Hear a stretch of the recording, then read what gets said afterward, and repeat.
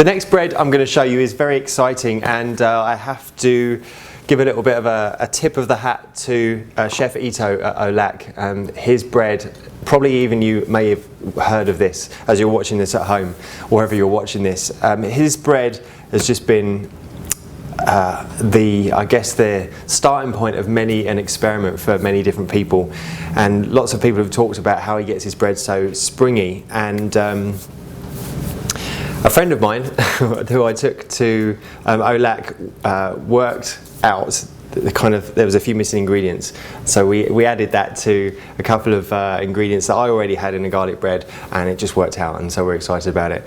So it's kind of like the fact that Chef Ito was able to do that just kept making us try and test and see if we could do it. So it's kind of like the 4-minute mile, you know, until that first person, until Roger Bannister did it, no one knew that it could be done, and as soon as he did it, then it spurred everyone else on, and I think like 14 people did it in the next 12 months. So it's kind of like that. So we're going to start out. Let's talk you through the ingredients and why we've got them. So we've got some almond pulp. So this is still the wet pulp from making almond milk, and if you've got almond flour, you can use that as well.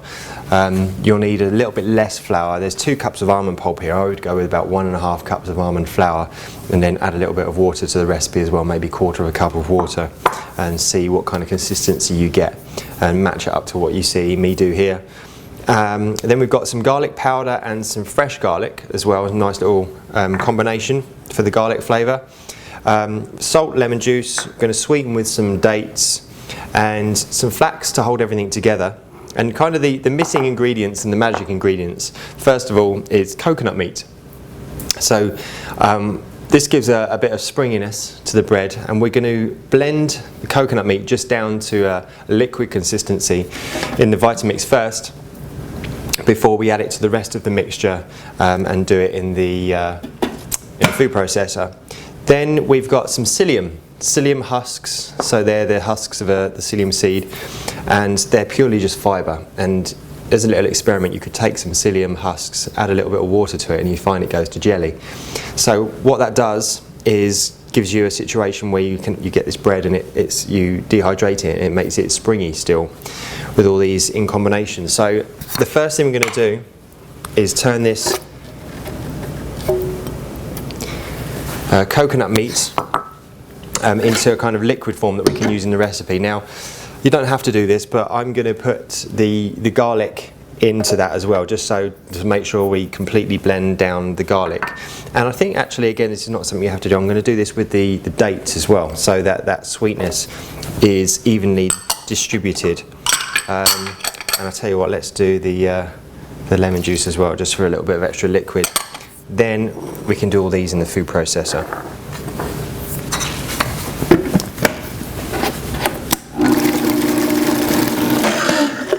Okay, so we've got everything nice and smooth there, so we know that our garlic and our sweetness is going to be evenly distributed in the recipe. And then we'll do the rest in the food processor. Just makes the whole process so much quicker.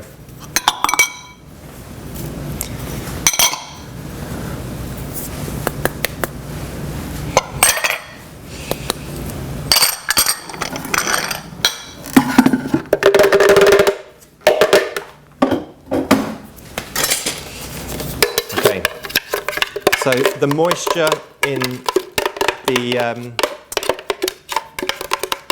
almond pulp and the moisture in this just kind of binds everything together, and also activates that psyllium to be kind of springy just as we need it.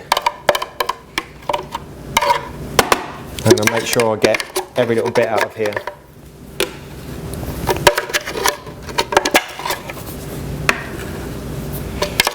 And this offset palette knife is really one of the best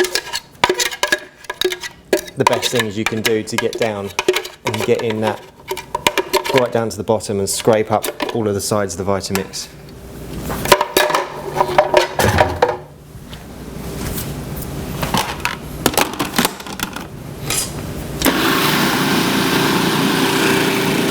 So I'll just let that run for a second.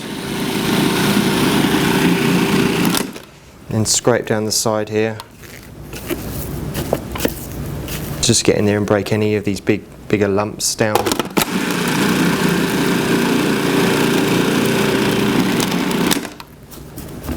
And if you find you've got a smaller capacity food processor, you can always just do this in batches.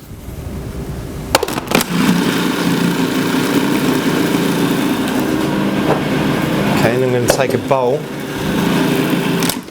and once everything's done just about as well as it can be in there,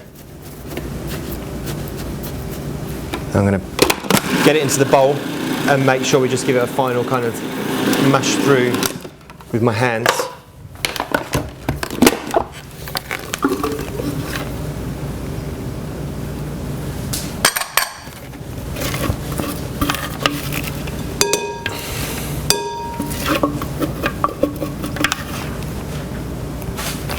Okay, so we've got a great garlic smell coming out of this. Okay, so I mix all that up with my hands, and this changes colour quite a lot, as you'll see in a second when I show you the finished result. It changes colour quite a lot when it's dehydrated, and you get this kind of dehydrated crust on the outside, and it doesn't fully dehydrate all the way through. So what I usually do is just push that down and then split it into two. Take one half and just kind of push it together with my hands. You can always pick up the other bits around it.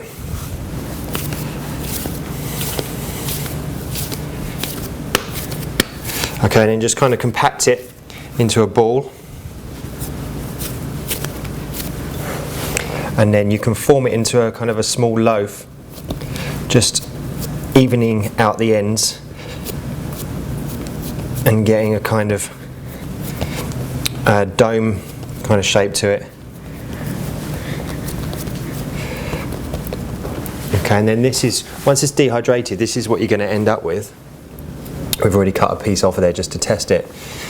But what you'll also notice underneath is it's got this nice kind of lattice, gives it that bread effect. You could actually just sprinkle some seeds onto the top here. In fact, I've just got some sesame seeds here.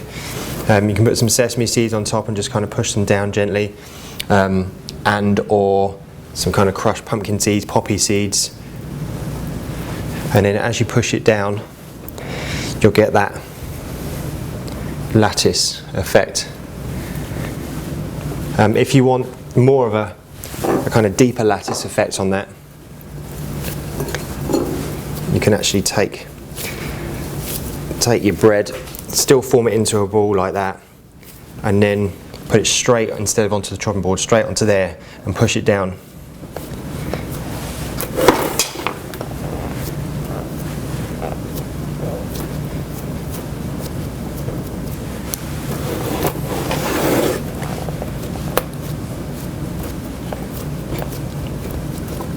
Like that, and then you get a much deeper kind of lattice on the base. Okay, so then what you'll find, I'll just clean my hands off quickly and we'll cut you a slice of bread and show you how springy this is, and it tears apart really nicely.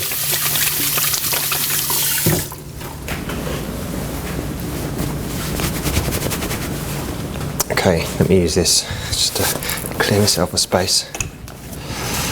Alright, so undo yourself a nice thin slice, and as you can see there, you get this kind of crust around the outside and there, and actually it kind of oxidizes a little bit, so even that in about an hour or so will turn into that colour, and what you'll find is that as you break this apart, it kind of just pulls, you see it's nice and squidgy, and it just breaks apart kind of like bread. So you would serve that, actually you can serve that with a little bit of olive oil and balsamic vinegar, would be lovely, or where's my cheese, here we go. Now you know how to make nut cheeses.